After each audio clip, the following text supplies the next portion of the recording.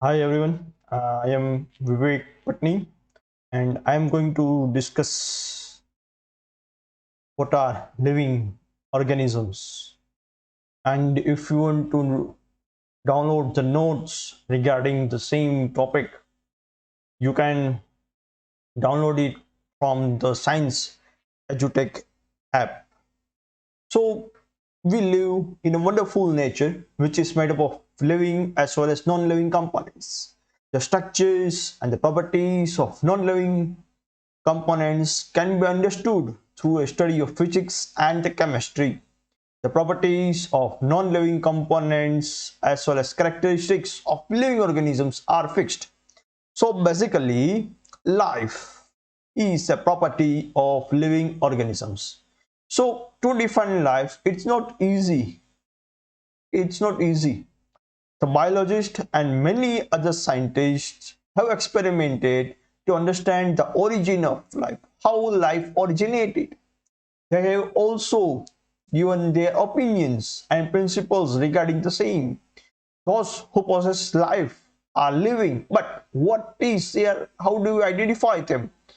And for the identification of living organisms, biologists always concentrate on how basically a living organism functions. So on the basis of characteristics related with these functions, living organisms and non-living components can be understood clearly. On that basis, definition can be also given. So moving forward, living or non-living, okay, living or non-living. For example, on this side, they're all living creatures, and this side, these are non-living ones, okay. So robots, computers in this side, a human being, a dinosaur, a dog, bug, even a tree. Okay, so what basically it's an organism. What is an organism? An organism basically refers to a living thing. And what is a living thing? That has an organized structure and can react to the stimuli and can reproduce, grow, adapt, and maintain homeostasis. So stimuli. So an organism therefore would be an animal, plant, fungus, protist, bacterium, or archaean on earth. And this organism can be classified into various ways. Okay, so each and every living organism can react to stimuli. Okay, can maintain its functions, can adapt to the environments. Okay, yes, there is possible that each and every organism may react differently to different types of environments. It will reproduce. Okay, it will grow. Okay, so this organism may be classified in various ways. One of the ways is by basing on the number of cells that make up. Okay, that is, they may be unicellular or may be multicellular. What are unicellular ones? Which has only one cell, and multicellular ones which have number of cells. Okay, bacteria, archaea are the examples of unicellular ones, whereas animals, plants, algae, some of the fungi are multicellular ones. The organisms can be also classified according to their subcellular structures also. Those with well-defined nucleus are referred to as eukaryotes, whereas those without are called prokaryotes. Both of them possesses a genetic material, but the location differs. In the case of, for example, in the case of eukaryotes, it is found inside the nucleus, whereas in the case of prokaryotes, it is located in a special region called the nucleoid. So modern system of classification, which basically includes archaea, bacteria, eukarya, okay, or eukaryotes. Okay, and the scientific study of all organisms is called biology, and the biology is basically the field in science that aims to study the structure, function, distribution, and evolution of living things. So moving forward with the unique characters. Okay, first one, which is basically a reproduction. Normally when we define a living organism, then we can concentrate on its peculiar characters. While observing these characters like reproduction, growth, development, their awareness towards environment, adaptation, and finally their death, it comes to in our mind how unique the characters are there in living organisms. As we try to understand the characteristics of the living organism in depth, we can add more and more characteristics like metabolism, inheritance, adaptation, control of entropy, death and variation, etc. And many more characters are there. So starting with the first one, the reproduction. Living being can produce new living beings similar to itself on reaching the maturity. Due to this, the number of living beings increases and their existence is maintained continuously from generations to generations. So new living things take the position in place of the dead ones. There are various methods of reproduction like sexual reproduction, asexual reproduction, even a power of regeneration also. So next main character is basically a metabolism. Different types of biochemical processes are constantly carried out in each living cell of organisms. In this process are generally named as metabolism. Okay, so it's a complex biochemical process, and this process involves catabolism and anabolism, both run simultaneously. If the ratio of anabolic process is more than the catabolic process, the growth occurs. Thus, the growth is just an output of the metabolism. In the same way, catabolic process is more than anabolic process, where wear and tear takes place in a particular living organism. Thus, basically, energy transformation also takes place in the metabolism in the living organism. It's a complex process, but the essential process of any of the living organisms. They have to perform the biochemical activities. Energy transformation is required to do such biological activities. Next term, which basically defines life, is basically the growth. To grow in quantity and in number is a character of a living organisms. Okay, multicellular organism increase through cell divisions. As a result, there is a growth in the tissues and organs of their body. In plants, growth takes place throughout their life, whereas in animals, it occurs through a certain stage. In the case of unicellular ones, they reproduce, for example, by binary fusion. Next point, next term is called the development. The members of the same species, through the act of copulation, produce a zygote as a result of the fertilization. And the changes takes place in the cell on the basis of specific functions, and this is known as differentiation. It is a character of the living organisms. For example, one such development is known as organogenesis. Due to organogenesis, tissues, organs and organ systems are developed in the body of a living embryo. Now the stimuli, or you can say reaction with the environment. The reaction with the environment is basically the efficiency of the manifestation of feeling towards a surrounding or environment. It's a complex character of each and every living organism. Manifestation may be a physical one, or may be a chemical one, or may be a biological ones also.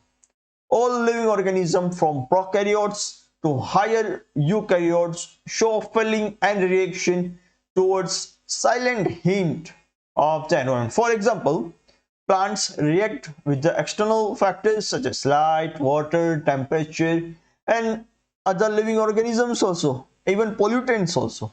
Similarly, animals also have such type of character.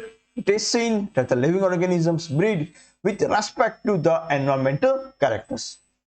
Every living organism is aware of its surrounding habitat also. Next point which basically covers is called adaptation. Living organisms try to show adaptation to environment by changing more or less in their body structures, mode of actions, and by means of behavior also. This is now living organisms can sustain in their environment, and those organisms who develop their character for sustaining the influence on the efficiency of breeding are considered more adaptive to the environment.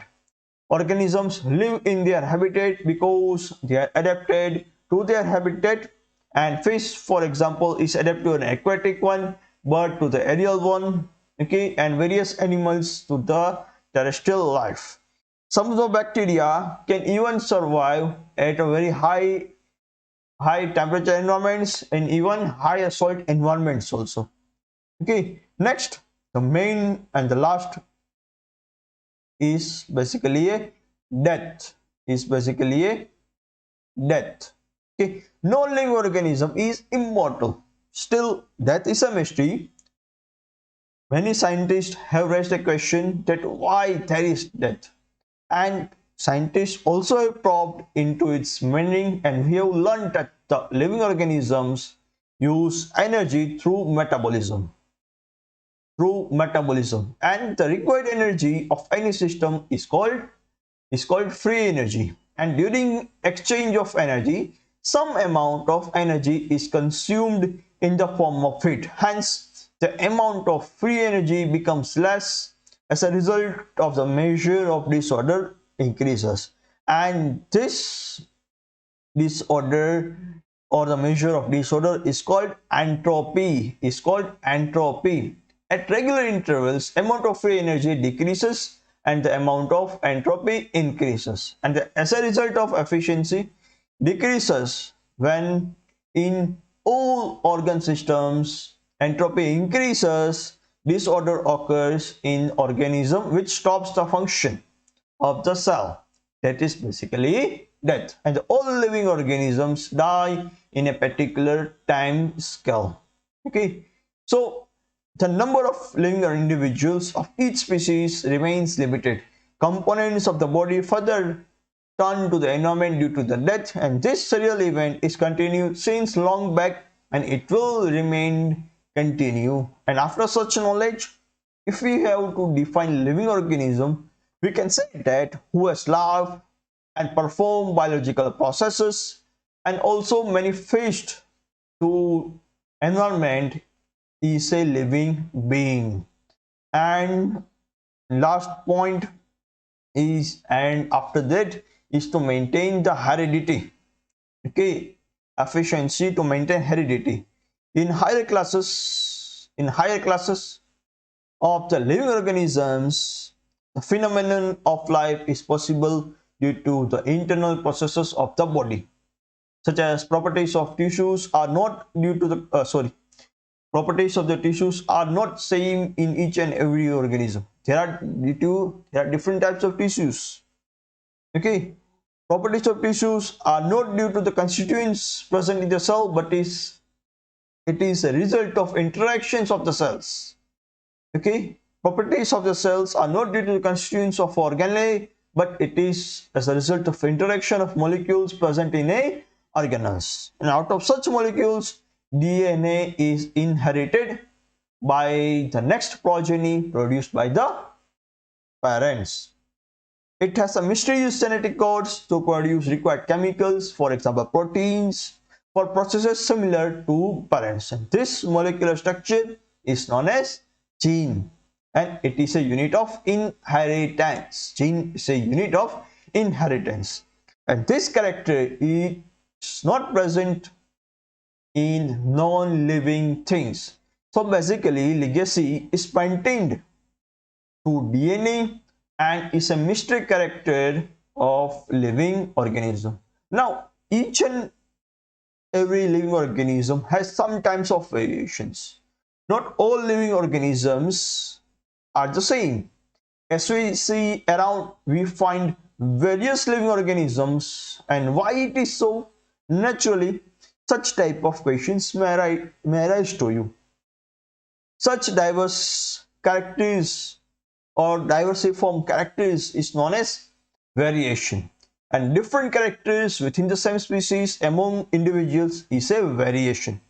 We have learned that the living organisms adapt to their nature to get maximum utilization from it, and for that purpose they show variations, and those living organisms become successful who have efficient variations to use the environment, and after a long period the unit of such variations differ from their original parental characters, and finally a new species arise.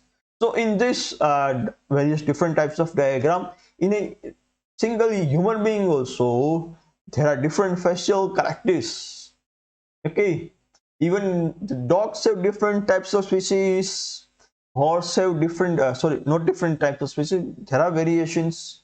Even there is a variations in the plants also, different types of species also in the plants. Similarly in the case of butterfly, also grasshoppers also.